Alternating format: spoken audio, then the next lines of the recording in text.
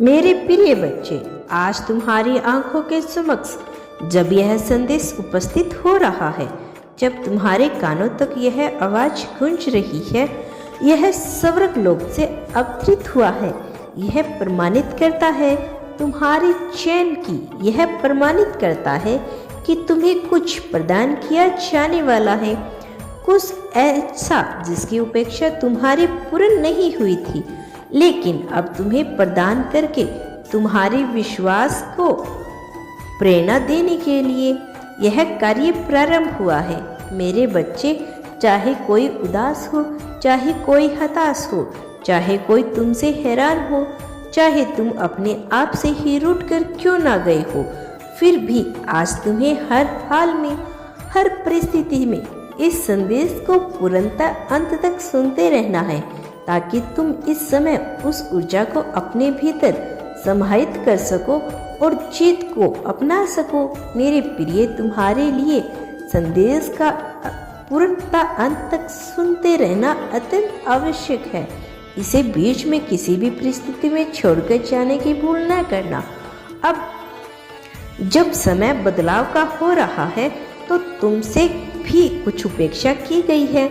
मुझे उम्मीद है कि तुम इन उपेक्षाओं पे खरे उतरने वाले हो, लेकिन यह बात याद रहे कि तुम्हारे लिए इन सबसे ज़्यादा महत्वपूर्ण यह है कि तुम यह जानो कि तुम कौन हो और यहाँ इस धरती पर किस उद्देश्य से आए हो। जब तक तुम अपने उद्देश्य को नहीं समझते हो, तब तक तुम्हें हर एक पल काट खाने को दौड़ेगा। तब तक तुम्हें सब कुछ बेबुनियाद, बेहिसाब और पूरी तरह से खराब लगेगा।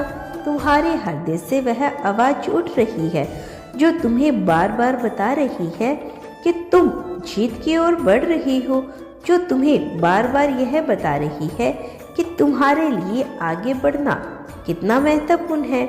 मेरे प्रिय, इस संसार में युद्ध की ललकार सदैव होती रहती है।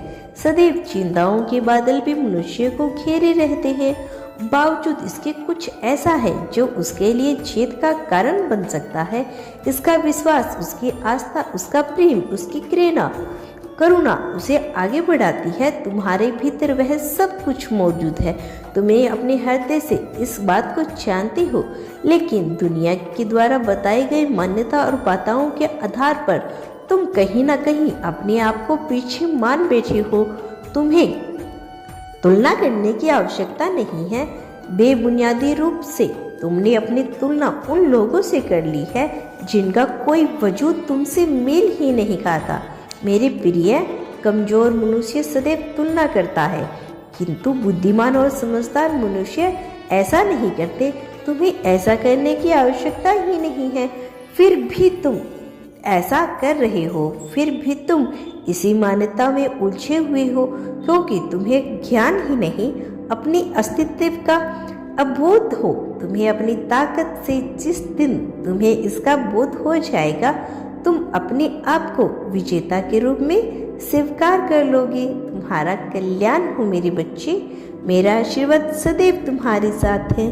मैं जल्द लौटूंगी अपना अगला संदेश लेकर। आने वाले संदेश की प्रतीक्षा करना। धन्यवाद।